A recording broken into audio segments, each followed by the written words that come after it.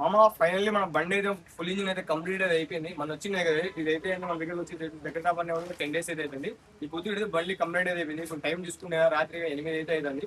బండి కంప్లీట్ మొత్తం పని అయిపోయింది. ఒకసారి బండి స్టార్ట్ అయ్యి చూసి ఒకసారి ఇంజిన్ వాయిస్ అయితే ఏంటి ఒకసారి బండి సింగిల్ స్టెప్ అయితే స్టార్ట్ అయింది.